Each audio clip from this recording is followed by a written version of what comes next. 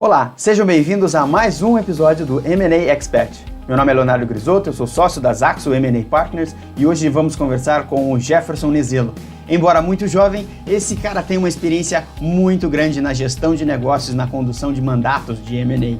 Ele já atuou em projetos como Sascar, Bematec, é sócio de outras empresas, além de ser mentor de startups e recentemente fundou a Zaxo M&A Partners junto comigo e com o Alexandre Nunes, que inclusive a gente já entrevistou aqui no canal. Fique ligado nessa super entrevista com o Jefferson.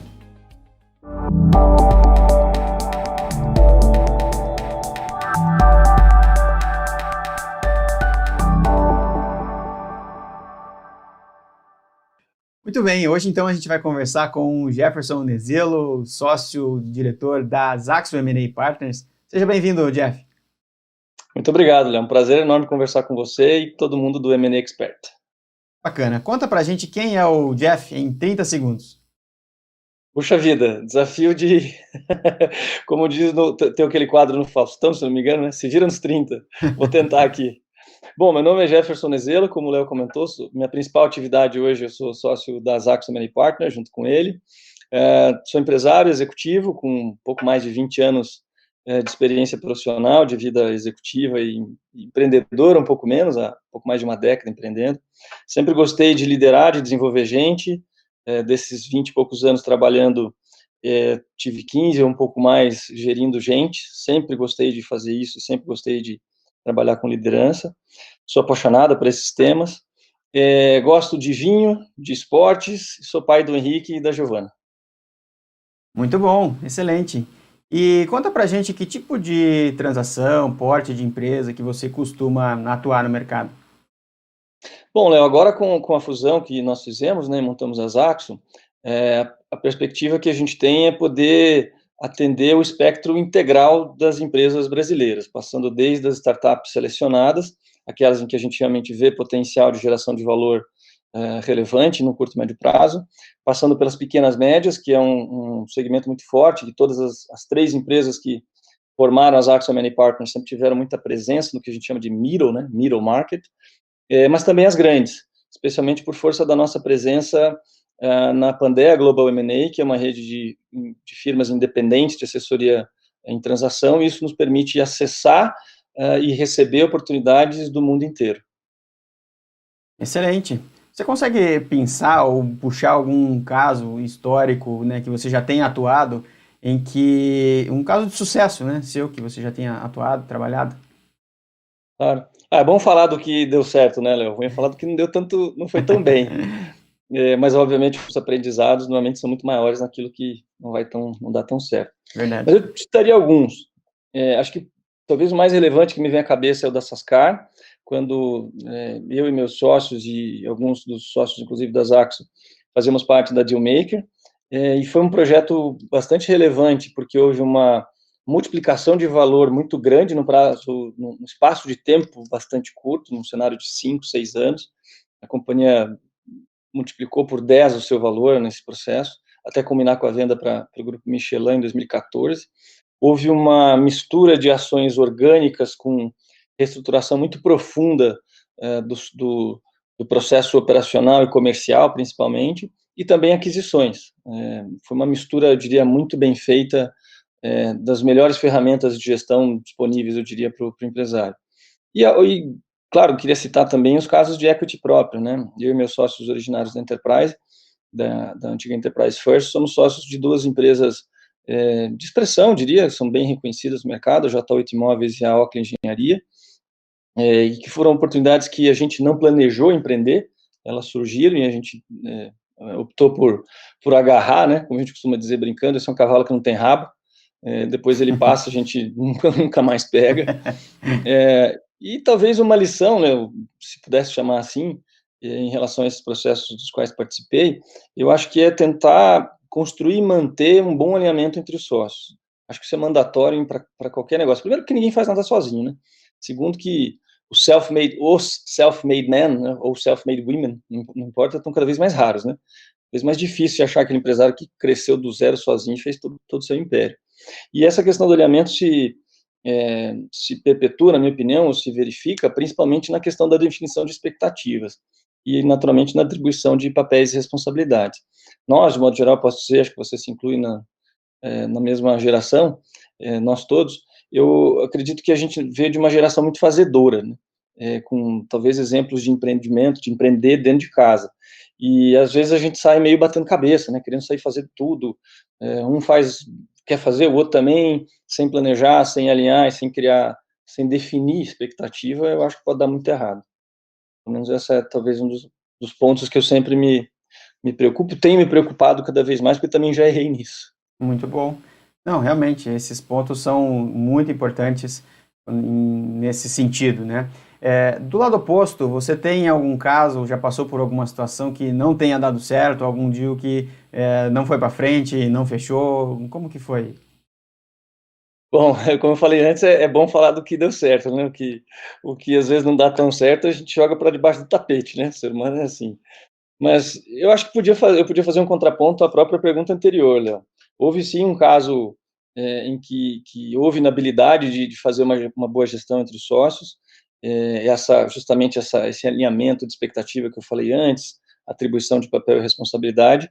Isso culminou em duas situações muito ruins. A primeira, em problemas societários, naturalmente, uma sociedade que não se entende fica mal resolvida e uma hora tem de acabar.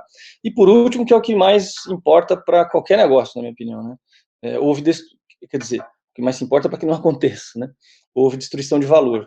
E acho que isso tem tudo a ver, óbvio, infelizmente não posso citar nomes aqui para não ficar chato, mas houve uma expectativa muito boa para uma realização muito ruim, justamente por conta desse desalinhamento.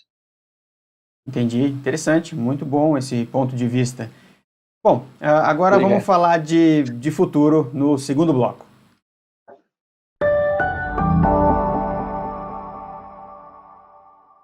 Muito bem, a ideia nesse segundo bloco é a gente olhar para o futuro e ver as perspectivas do ponto de vista seu, né? Pensando no empresário, que recomendações você daria para os empresários neste momento em que a gente está vivendo no Brasil e do mundo, bastante crítico, não só em termos de saúde, como também de economia e de política? O que você diria para os empresários? Bom, Léo, como advisor, você sabe bem disso, a gente gosta de dar pitaco, né? Sim. Mas é difícil, tem muita coisa, obviamente, né? Tanta coisa mudou e tantas iniciativas foram e voltaram depois que todo esse modelo de isolamento, de prevenção começou, que é difícil até selecionar algumas, mas vou tentar falar daquilo que eu acho que é o mais importante. É meio obrigatório repensar o próprio negócio, né? Tem muita palavra da moda, novo normal, se reinventar. Enfim, às vezes sou meio contra um pouquinho esse modismo, mas eu particularmente tenho gostado muito de uma palavra que é o verbo desconstruir. Por quê? Porque acho que ele é muito profundo. Por mais que o negócio esteja indo bem, nesse momento não. Bom, nada. Empreender não tem garantia de nada, né? Por óbvio. Empreender não é uma atividade estável por natureza. Mas eu acho que agora a necessidade de se desconstruir e questionar o próprio negócio, o próprio modus operandi da pessoa, o modo de pensar, de enxergar, de fazer, é obrigatório, porque se conseguiu ir bem até agora, ou se adaptou, ou porque já estava adaptado, ou porque já tinha feito a lição de casa, não importa, isso não é nenhuma garantia de que vai continuar daqui para frente. Já não era antes, né, obviamente, mas agora é muito mais difícil, porque tudo está muito volátil, de modo geral. Então, eu acho que o ponto os empresários têm que se questionar como estão fazendo as coisas, obviamente tem que cuidar dos números, fazer um planejamento. É difícil planejar agora? Pô, horrível, complicado, mas pelo menos um planejamento de curto prazo, fazer um planejamento de caixa de 1, 2, 3 meses, 6 meses, se puder, especialmente caixa, né? E acho que mais 2 ou 3 pontos, talvez um deles, o mais relevante, é tentar vender o que o mercado está comprando. Isso também nunca foi tão verdadeiro, na minha opinião. Já era, né? Mas antes, talvez as deficiências ficavam ocultas por um mercado talvez mais comprador, ou um momento econômico. No Brasil, enfim, não vem passando grandes momentos econômicos há um bom tempo, mas o mundo vem, de modo geral, né? Então, às vezes, as ineficiências, elas ficavam meio escondidas. Agora, elas estão como ferida exposta. E se não arrumar, vão cair. E quem não se adapta, a gente está vendo muito claramente isso, né? Quem não se adapta ou não desconstrói, como você falou, aquele modelo anterior que não tinha essa aderência, acaba fechando, encerrando as atividades ou se dando muito mal, né? E muito rápido, muito rápido, porque para de vender, 1, 2, 3 semanas, um mês, nenhuma empresa tem tanto caixa assim disponível para ficar o resto da vida sem vender, óbvio. Uhum. Algumas têm mais, outras têm menos, mas a média geral, inclusive, você tem uma pesquisa, acho que foi de um banco americano, não me lembro qual agora, que a média de caixa disponível das empresas era de 30 a 45 dias. Então, é muito tênue a linha entre poder sobreviver e morrer hoje em dia. E só para terminar essa questão, eu queria falar, Léo, rapidamente, são outras duas questões que eu gostaria de dizer para o empresário, que a primeira é, tem que estar perto do cliente, porque senão você não sabe o que ele está necessitando e você não vai conseguir vender o que ele quer comprar, e também profundamente ficar perto das pessoas, né? Quando falo as pessoas, é fornecedor, mas principalmente colaborador, o teu próprio time. Esse é um momento muito difícil de todo mundo passar, tem excesso de demanda, tem uma pressão absurda, uma angústia muitas vezes das pessoas, às vezes socadas em casa, fechadas, sem respirar direito. É um momento propício de criar, infelizmente, né, depressão, somatização de problemas, uma infinidade de doenças psicológicas. Então, estar perto das pessoas é fundamental para sentir-se, como eu falo brincando assim, sentir literalmente o pulso. Sabe aquela história brincando de quando a gente tem o primeiro filho, ficar botando o dedo no nariz assim para saber se está respirando? É mais ou Sim, menos isso que eu acho que tem que fazer com os times também. bacana. Olhando um pouco para futuro, né, que perspectivas que você vê para o mercado de fusões e aquisições, ou esses movimentos entre empresas, por que os empresários deveriam estar olhando esse tipo de movimento daqui para frente? Bom, Léo, eu acho que tem, particularmente, e não foi à toa, né, a fusão que nós fizemos e a construção das Axo M&A Partners, mas é porque eu realmente acredito que tem um pipeline absurdo de oportunidades, por uma infinidade de fatores. Vou tentar citar alguns deles. Acho que o primeiro e mais relevante é que o Brasil tende a se tornar um país de taxa de juros estável, né, especialmente estável em baixo patamar. Isso já vem acontecendo, a gente pode não estar vivendo um momento econômico brilhante, mas as taxas de juros básicas da economia têm se mantido em um dígito, muitas vezes em queda ou em manutenção. Isso vai forçar, de alguma maneira, já tem forçado, a migração do dinheiro para a economia real, né, para os negócios de capital de maior risco. Obviamente tem a Bolsa, mas a Bolsa brasileira não é um grande exemplo no mundo inteiro, não que seja ruim, mas o brasileiro não tem o hábito, apesar de ter crescido o volume de pessoas físicas investindo na B3, não é um hábito brasileiro de colocar dinheiro em capital de risco. Mas as grandes fortunas os grandes investimentos, os family offices, os investidores de maior peso, vão acabar transmitindo dinheiro para a economia real, e isso vai fluir para as empresas, já está começando a fluir. Outro ponto, diria dois até, o Brasil é extremamente pulverizado, a gente vive um país continental. Então, às vezes você chega numa região, por mais que seja um setor consolidado, que tem lá 3, 4 grandes players nacionais que às vezes dominam, mas às vezes você entra numa região e não é a verdade aquilo, às vezes aquele player nacional nem está lá dentro. Não é à toa que no Maranhão existiu o Guaraná Jesus. A Coca levou, se não me engano, décadas para conseguir entrar lá e fazer, acho que até comprou, se não me engano. Então, esse é o tipo da realidade que às vezes a gente esquece que existe no Brasil. Você vai para o, sei lá, para o oeste do Paraná, descobre uma empresa lá que é líder no segmento e manda na região. Isso é muito comum, né? Então, isso é um fator natural, na minha opinião, também, para permitir mais transação. E o último, a gente também está num momento de empreendedorismo muito forte, né? Cada dia surgem startups, novos negócios, o capital nascente, queira ou não, está cada vez mais forte no país, tem cada vez mais exemplos de oportunidades de empresas, né, de novos negócios sendo investidos por capital de risco e capital semente. E o último, acho que já falei demais nesse ponto, mas também não podemos esquecer, tenho lido notícias de que há até uma espécie de fila de espera de IPOs, de ofertas públicas iniciais, na B3, esperando o melhor momento para rodar. Então, é uma combinação, na minha opinião, muito positiva, e acho que se a gente estiver bem posicionado, é o que a gente está tentando fazer, nós vamos fazer muito negócio, vai ter muita transação, e o mercado vai divulgar muito negócio de M&A daqui para frente, na minha opinião. Show de bola. São pontos fortíssimos, realmente, que dão um direcionamento, aí, uma perspectiva muito forte para os próximos anos. Já pegando esse gancho, que setores que você acha que vão se beneficiar, vão sair fortalecidos dessas crises que a gente está vivendo? Puxa vida, Léo, se a gente fosse de um veículo de investimento, a gente estava dando guidance aqui, hein? Mas, brincadeiras à parte, eu tento olhar um pouco para para aqueles setores cuja adaptação para essa nova realidade ainda não aconteceu integralmente, ou porque existem muitos déficits. Vou dar alguns exemplos aqui, na minha opinião. O de saúde por obrigação, porque por vários aspectos, né? A gente está ficando mais velho, o acesso à saúde ainda é extremamente deficitário. Então, e o sistema atual não é só o público, não, né? O privado. O sistema privado virou um SUS quase. Filas e mais filas, atendimento ruim. E isso é prato cheio para disrupção. Na minha opinião, É verdade. vai surgir muito mais coisa, vai crescer muito mais oportunidades em saúde.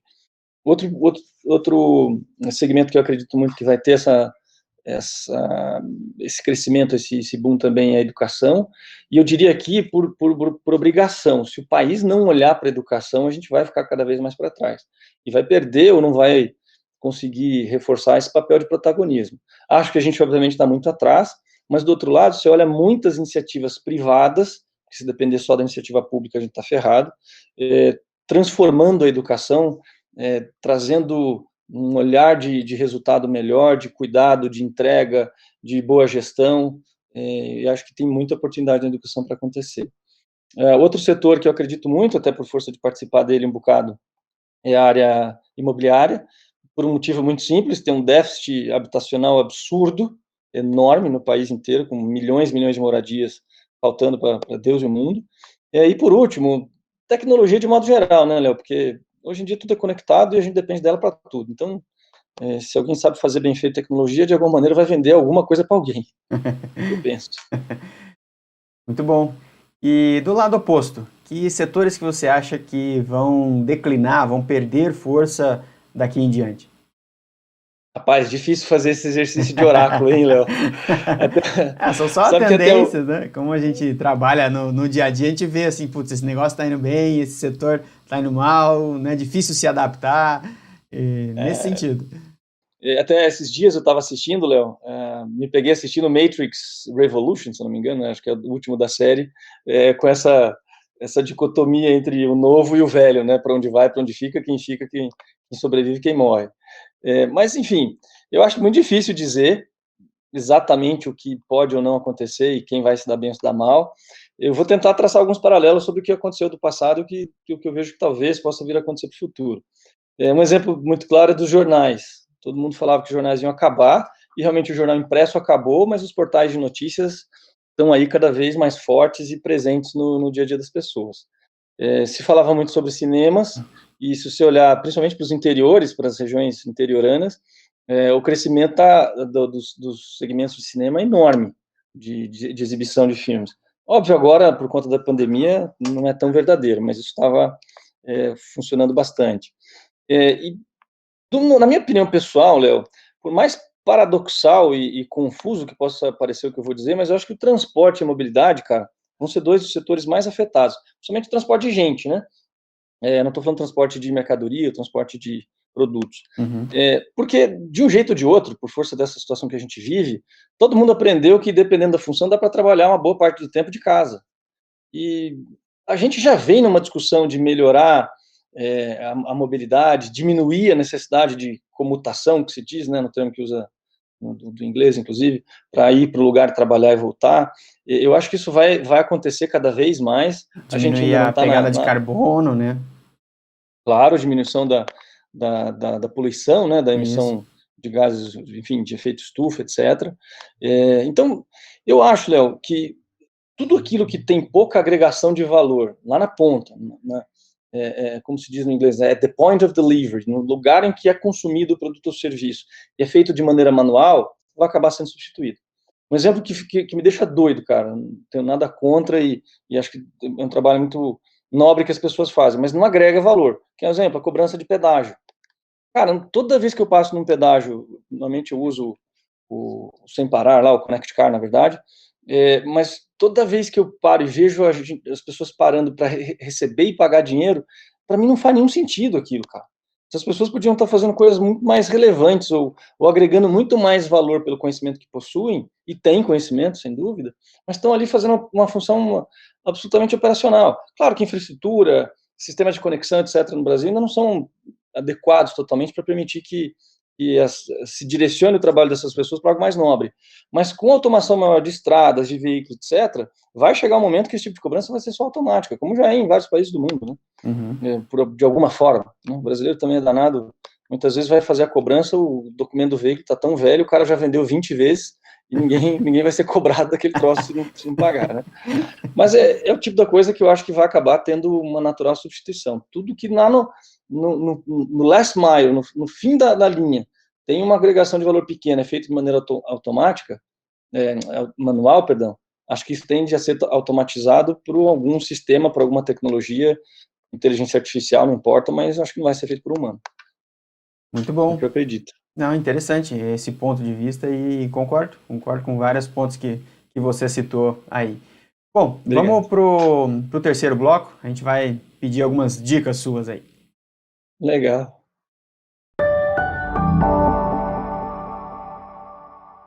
Muito bem, chegamos ao último bloco desse programa, onde a gente vai aqui pedir umas dicas, fazer um bate-bola com o Jeff. Para começar, Jeff, cita aí pra gente 1 ou 2 livros que mudaram sua vida ou que te deram uma nova perspectiva e por quê? Legal. Bom, Léo, eu acho que as leituras que me marcaram, vamos dizer assim, mais são aquelas que tiveram uma relação direta ou indireta com alguma mudança muito grande na minha vida. E eu acho que o que mais me vem à mente é o livro do Nuno Cobra, que chama A Semente da Vitória. Para Top. quem eventualmente não o conheça, ele foi preparador físico de uma infinidade de atletas e pessoas, entre eles o falecido Ayrton Senna. E, para mim, esse livro é uma referência porque ele mudou meu modo de pensar a qualidade de vida e o cuidado com a saúde. Isso já há 20 anos. Eu era bem jovem, mas tinha sobrepeso, não cuidava muito bem da alimentação, do sono, e aquela leitura me fez realmente ser outra pessoa de lá para cá. Sempre tenho que melhorar, obviamente, né, mas eu penso que consegui criar pelo menos uma base de cuidado de saúde que, não tenho dúvida, surgiu a partir da leitura desse livro. Outra sequência de livros, na verdade, que eu gosto muito, e isso tem a ver com o desenvolvimento de gente, na minha opinião, e com liderança, é a famosa sequência de livros do James Hunter, O Monge Executivo, Como se tornar um líder servidor, etc., porque realmente me ensinou o que é preciso fazer para ser um líder melhor, para ser o que ele chama de líder servidor, efetivamente, e cuidar do que é necessidade, efetivamente, das pessoas, e não apenas o desejo. Então, podia fazer outras sugestões, como os livros do Philip Kotler, que é um papa do marketing, etc., mas acho que essas duas aí, James Hunter e Nuno Cobra, foram dois dos que mais me impactaram na vida. Excelente. Nuno Cobra realmente um marco, né? Também gosto muito do livro dele, inclusive participei de Bacana. algumas palestras e ele é fantástico, assim, né? Sério? Você teve a oportunidade de assistir ele? Sim, Pô, que legal. aqui em Curitiba, em um evento e realmente ele é muito diferenciado na forma de tratar aí o corpo, a saúde, a mente, né? Muito bom. Muito boa a indicação Ah, sua. obrigado. Tem mais um, cara, se você me permite. Lembrei Claro. agora do Bernardinho, cara. Como transformar suor em ouro. Esse é outro livro que mexeu comigo pra caramba, cara. Ele é Muito um líder fantástico, na minha opinião. show de bola. Eu vou colocar os links aqui embaixo para o pessoal poder consultar e comprar o livro depois se quiser. Legal. Compartilha com a gente 1 a 3 mentores que você tem ou que você imagina ter, né? Muitas vezes a gente tem algum mentor que não está no nosso dia a dia, né? Mas mesmo assim a gente recebe aquela influência ou dicas aí. Quem seriam esses mentores na sua carreira? Ou quem são? Puxa, Léo, tento me inspirar em muita gente que fez, pelo menos no meu modo de ver, fez coisas que eu gostaria de fazer. Ou estão fazendo coisas que um dia eu gostaria de fazer, ou ter a mesma capacidade de construir o que eles construíram.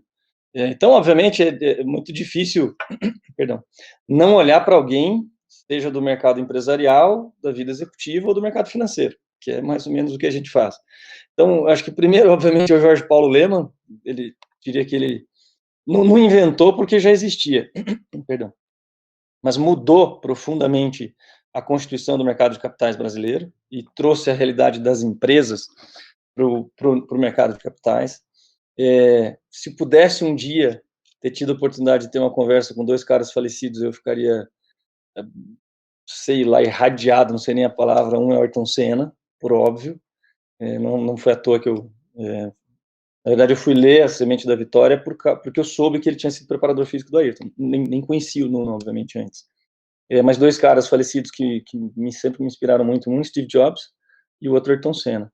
E olhando para o mercado brasileiro, tanto empresarial quanto financeiro, tem 2 nomes muito fortes também. Um é Antônio Hermílio de Moraes, do Grupo Votorantim, acho que é um exemplo de vida empreendedora, de dedicação, de construção de valor.